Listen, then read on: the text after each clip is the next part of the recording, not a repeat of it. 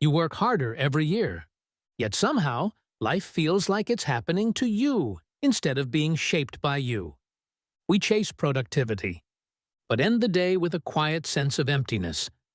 The pattern hides in plain sight. We confuse being busy with being effective, and the cost is real.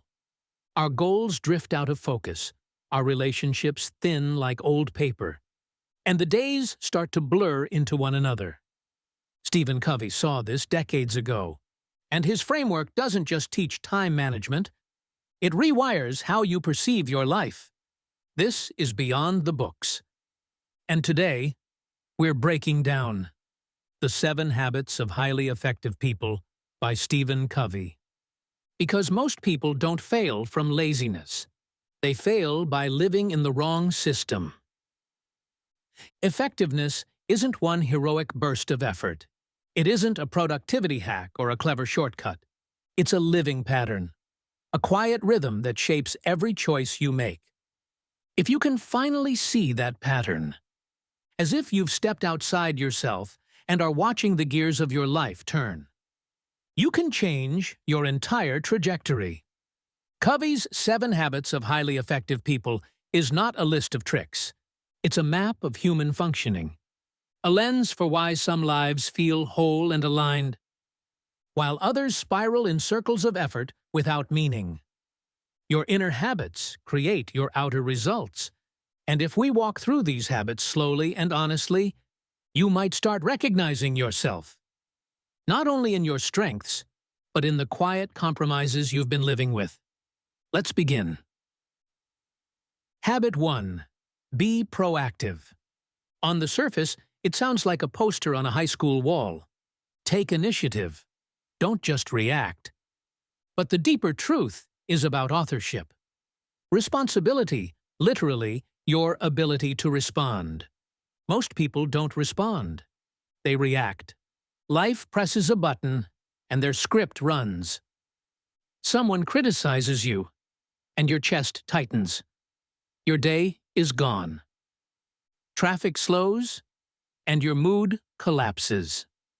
A notification pings, and your focus dissolves. When you live like this, your inner state is outsourced. Your peace belongs to whoever hits the right nerve.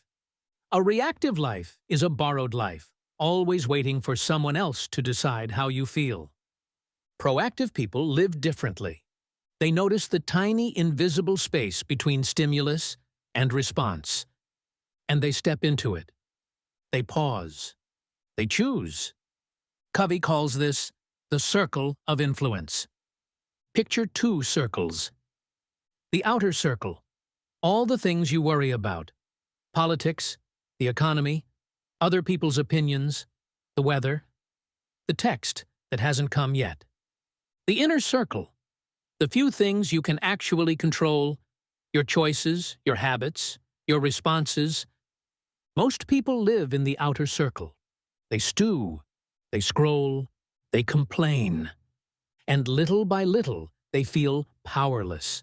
Proactive people shrink their attention to the inner circle, and by investing there, slowly expand their influence outward. Consider this. 2 employees get passed over for a promotion.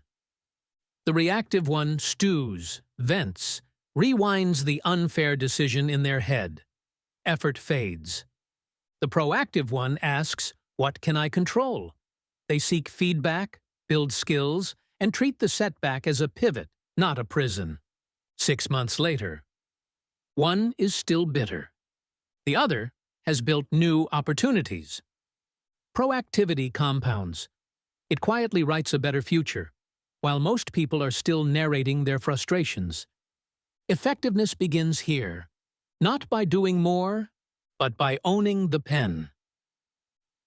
Habit 2. Begin with the end in mind.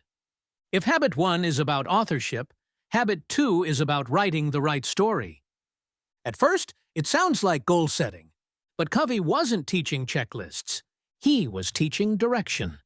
Imagine climbing a ladder for 20 years, only to realize it's leaning on the wrong wall. Many lives look like that. We achieve, We collect titles. We check the boxes. And in quiet moments, we feel it. Dissonance. Success without alignment feels like emptiness. Covey's exercise is simple and confronting. Picture your own funeral. Not morbidly, truthfully. What do you hope people say about you? Not your resume, not your income, but your character, your impact. That imagined legacy. That is your true compass. Most people never meet their real life because they're too busy auditioning for someone else's approval. Without a clear end in mind, we drift. We inherit goals we never examined. We chase urgency instead of importance. I call this borrowed identity. Living a story written by someone else's expectations. But when you define your own vision, life feels different. Your mind starts filtering the world for alignment. Opportunities appear that were always there. You just hadn't tuned to the right frequency. Your steps start to cohere. Habit 3. Put first things first. This is where vision becomes action. Without it, your values stay as wallpaper quotes. Covey gives us the urgency versus importance matrix. Quadrant 1. Urgent plus important. Crises, deadlines, emergencies. Quadrant 2. Important, not urgent. Health, relationships, planning, deep work. Quadrant 3. Urgent, not important. Other people's emails, calls, mini emergencies. Quadrant 4. Neither, numbing, scrolling, distraction. Most people live in Quadrant 3. They confuse motion with meaning. Highly effective people live in Quadrant 2. The quiet, unglamorous quadrant of creation. If you don't protect what is important but not urgent, your life will always belong to someone else's calendar. Habits 1, 2, and 3 form a system. The private victory. The invisible architecture that makes everything else possible. Be proactive. Claim authorship. Begin with the end. Set the compass. Put first things first. Walk with intention. Only then can the next habits, the public victory, take root. Habit 4. Think win-win. This isn't about being nice. It's about designing relationships where success is mutual, or it isn't real. Scarcity thinking whispers, if you win, I lose. Abundance thinking asks, how can we both rise? Two departments fight over budget. Zero-sum thinking creates resentment. Win-win thinking reframes, what are we really trying to achieve? By focusing on the deeper goal, efficiency, innovation, sustainability, they design a joint project that funds itself. Both sides win. The relationship strengthens. Win-win is how trust compounds. Win-lose breeds sabotage. Lose-win breeds quiet resentment. Effective people are not isolated achievers. They are system builders. Habit 5. Seek first to understand, then to be understood. Most people think they listen, but if you watch closely, they're just waiting to reply. True listening is rare. It is entering another person's frame without rushing to edit it. When people feel understood, defenses fall. Influence emerges naturally. Two monologues do not make a conversation. Understanding first is the bridge. Habit 6. Synergize. Synergy is the reward for the first 5 habits. It is when perspectives combine into something neither could create alone. 1 + 1 = 3. Most people settle for compromise. Synergy is creation. It is trust and curiosity meeting in motion. Habits 4, 5, and 6 form the public victory. The external life built on an internal foundation. Skip the first 3.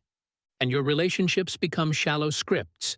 Master them, and your presence itself changes the room. Habit 7. Sharpen the saw. The meta-habit. The renewal system that keeps the others alive. Picture a woodcutter, sawing endlessly, growing slower and more exhausted, but never stopping to sharpen the blade. That's most people's life. Sharpening the saw is renewal, physical, mental, emotional, spiritual. If you only rest when you break, you are living in emergency mode, not effectiveness. The 7 habits are not a ladder. They are a spiral. Proactivity, vision, execution, trust, collaboration, synergy, renewal. Each cycle lifts you to a higher level of integration.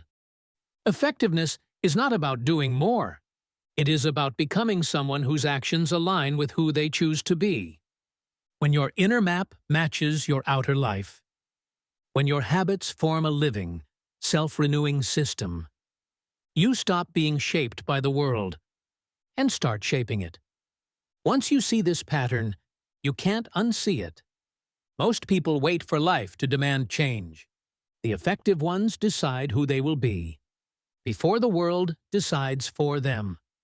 Right now, write one sentence that begins, "From today, I choose to." Make it a standard you will not break. That one line is the seed of a new identity. Comment your sentence below.